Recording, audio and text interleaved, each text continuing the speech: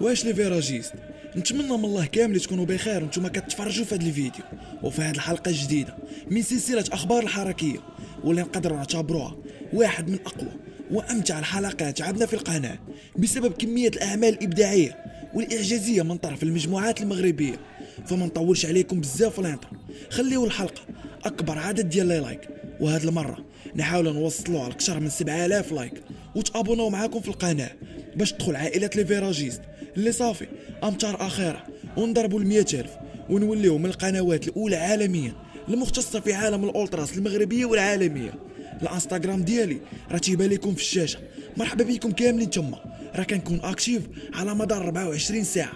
كنعيا ما نحاول نختصر ولكن الغالب الله. خليكم مع الانترو ونتلاقاو موراها.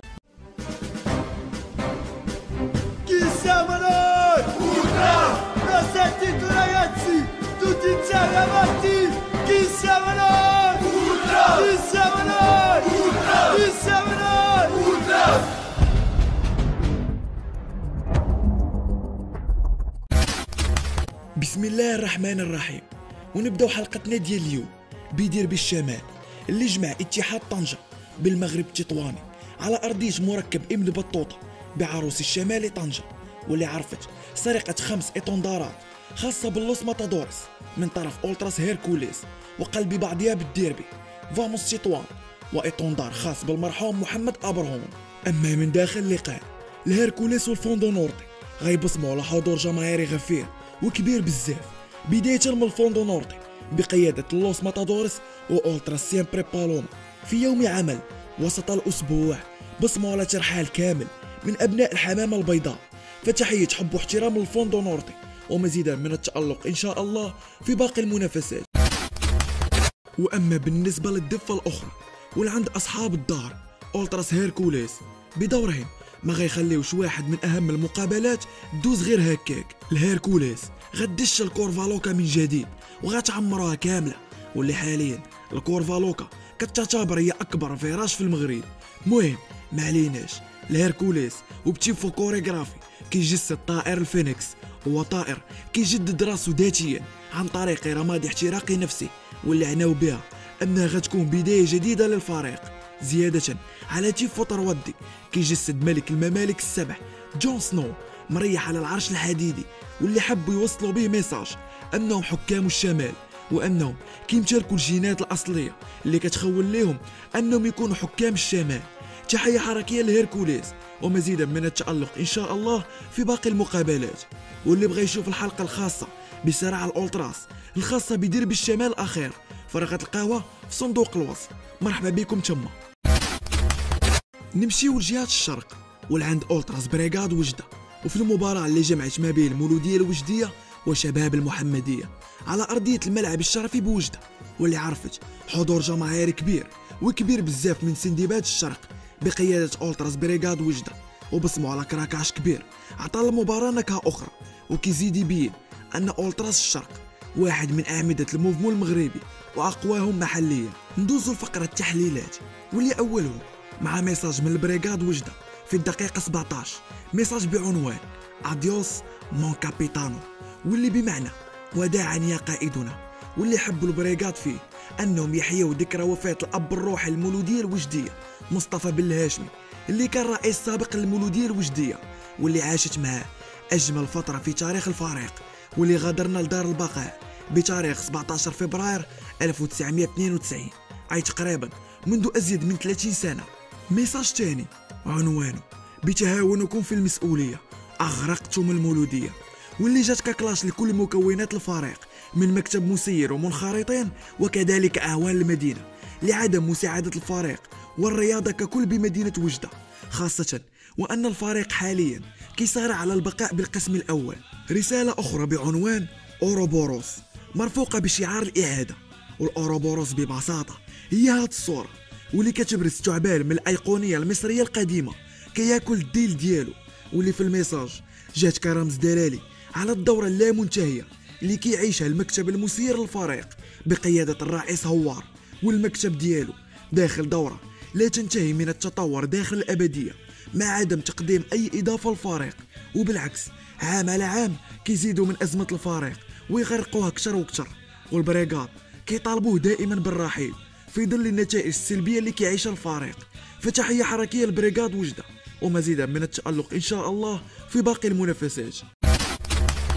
نمشيو للدار البيضاء ولعند النسر الاخضر الرجاوي، وفي مقابله الرجاء الرياضي واتحاد توارقه على ارضيه مركب محمد الخامس بالبيضاء الكورفا السود كازابلانكا بقياده اولتراس جرين بويز واولترا ايجلز، والحضور الاعجازي المعتاد منهم بالدار البيضاء. المهم هادشي ولفناه ندوزو للتيفوات واللي كانوا عباره على جوج. اولهم كان تيفو كوريغرافي بالبيض والخضر والصفر، واللي من النظره الاولى فرا ما غتفهم فيه والو وخاصك الوقت باش تقدر تفهمه، وهادشي هو الدور ديالي من هاد القناه، هو انني نبسط لك اي حاجه كتخص عالم الاولتراس المغربيه. المهم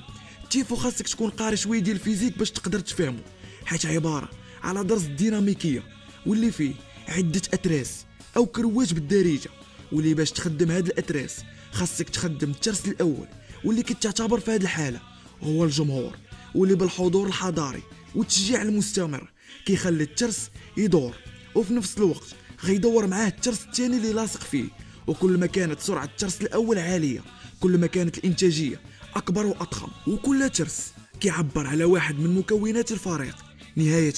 بشعار النسر اللي كيتوسط تيفو واللي كيبان فيه اللون الاصفر واللي جا كمرادف للكهرباء او الطاقه، وهنا غنكونوا قدرنا نحلوا التيفو واللي كخلاصه ليه الى تجمعوا جميع الناس المناسبه في الاماكن المناسبه فراه غتعطي طاقه غتخلي الفريق يحصد الالقاب ويمشي في الطريق الصحيح. والتيفو جا مرفوق برساله good is the enemy of great، واللي جات باش تقول للاعبين والمكتب المسير ان الفوز في مباراه ما كيتعتبرش انجاز الا ما خديتيش معاه القاب، وبمعنى اخر ما تحلوش وزيروا معانا الصمته. والتيفو الثاني حتى هو كوريغرافي وجا بعنوان بريزيرف اي الحفاظ، واللي بغاو يحثوا فيه اللاعبين على القتال والمثابره للحفاظ على سلسله نتائج ايجابيه الاخيره للفريق. مباراه اخرى وهذا المره بدوري ابطال افريقيا، وفي مباراه الرجاء الرياضي وحوريه كوناكري على ملعب محمد الخامس اللي غيبصموا فيه الكورفا السود على 4 ديال الطلعات، عباره على تيفوات كوريغرافي لعباره امور مور اوري ري، واللي كتعني الحب الاعراف الاقوال والافعال، واللي جات باش تلخص المسيره اللي خاص تكون للسير بالفريق نحو الهدف المنشود وهو البطولات، بدايه بالحب ومن ثم النزاهه والاعراف وبعد ذلك الاقوال وفي الاخير الافعال اللي جسدوها بنسر حاط منقاره على بطوله افريقيا واللي كتعتبر هي هدف اللي مركزين عليه حاليا. فتحيه حب واحترام للكورفا السود كازابلانكا ومزيدا من التألق ان شاء الله في باقي المنافسات المحليه والقاريه. نرجعوا لجهه الشرق وهاد المره لعند الكورفا نورتي الملعب البلدي ببركان واللي عرفت خساره اصحاب الدار، ولكن بصموا الاورانج بويز على حضور جماهيري كبير بزاف في الملعب البلدي باللون الاسود، واللي جا احتجاجا على نتائج الفريق وقرارات المنع اللي كتصاحب المجموعه في الاونه الاخيره، وبستيل لاتيني جاب السينتات وبميساج اونلي ديث ويل سيبريت، اي ان الموت بوحده اللي تقدر تفرقنا، مرفوقه بتيفو طروادي اللي شخصيه انديكاب الشهيره واللي لابس توني ليموني تجسيدا للجمهور وفي يديه رمح ومني يشبيع الهدف ديالو واللي هو الدرع الخاص بالبطوله الوطنيه، دلاله على ان هدفه وهو التتويج والرجوع لسكه الانتصارات. فتحيه حركيه الاورانج بويز ومزيدا من التألق ان شاء الله في باقي المنافسات. أولترا وينرز وفي بطولة دوري أبطال إفريقيا اللي جمعت الوداد الرياضي مع بيترو أتليتيكو على أرضية مركب محمد الخامس بالدار البيضاء، واللي كالمعتاد حضور جماهيري غفير من طرف فدائيو الوداد لمساعدة الفريق للخروج في المقابلة بالفوز، وبجوج تيفوات بستيلات مختلفين كيحملوا نفس المضمون. أولهم تيفو كوريغرافي بالحمر والبيض والذهبي كيحمل عبارة ايمورتال واللي كتعني الخلود، مع ميساج تحته تيقول our rights our fights، واللي عناو بها انه رغم الانتكاسات اللي كيتعرض لها الفريق الا انه غيبقى خالد ورايته دائما مرفوعه مادام وراءه جيش من الرجال واقفين معاه في الحلوه والمره. اما التيفو الثاني جاب طريقه الفوا ولكن مقسم وطالع من تحت للفوق وحده بوحده باش في الاخير تعطينا هاد الصوره واللي كتبرز الشخصيه اللي ما عرفتهاش صراحه شكون هي، ولكن من خلال تحليل الصوره فكتبان شخصيه ملتمه اولا واللي كتعبر على اولترا وينرز واللي باينه انها مقيده بالاغلال والسلاسل، ومن النظره ديالو واليد اللي ممدوده للملعب فكتعبر على الشغف والروح اللي عنده واللي غتخليه يتغلب على القيود اللي شاداه ويمد يده الفريق من اجل المساعده. صراحه وبدون نقاش اولترا وينرز في السنوات الاخيره كتبصم على ابداعات ما يقدر حتى واحد ينافسهم فيها من ناحيه الاستمراريه والابداع في كل مباراه. فرا والله ما سهله كل ماتش تيفو، حيت هنا ما كتبقاش المنافسه في التيفوات مع الغير بل كتولي منافس غير مع راسك باش كل مره تطلع ما احسن. ريسبكت الفدائي والوداد ومزيدا من التألق ان شاء الله في باقي المقابلات. نخرجوا من كازا ونمشيو لاكادير ولا عند اولتراس ايمازيغن، وفي مباراة حسنية اكادير واتحاد طنجة اللي غتعرف حضور ضخم من ابناء سوس لملعب ادرار لمساندة الفريق، والمباراة غتعرف رفع تيفو كوريغرافي من الايمازيغن سبقوا ميساج كيقول We work in the dark to serve the light We are ايمازيغن، اللي كانت هي مضمون التيفو واللي باش نبسطها عليكم الايمازيغن قالوا نشتغل ليلا في الظلام لنحتفظ ونحمي النور نحن الايمازيغن، واللي في المرتبه الاولى هذا الميساج جا كفخر واعتزاز بالاصل والعرق اللي كيحملوه ابناء المدرج الجنوبي وافتخارهم به، وغيزيدوا يكملوها بتيفو طرودي مرسوم باحترافيه كبيره كيبرز فارس لابس البدله الخاصه بالحرب وفي يده فاس اي انه جاهز للقتال، وفي راسه شعار الامازيغ اللي جا حتى هو باش ياكد الميساج والكوريغرافي اللي قبل منه. صراحه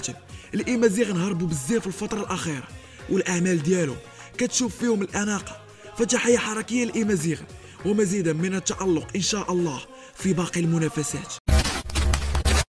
قمه الاسبوع وبالضبط بقسم الهواة واللي غتعرف لقاء زعماء الكره الوطنيه سابقا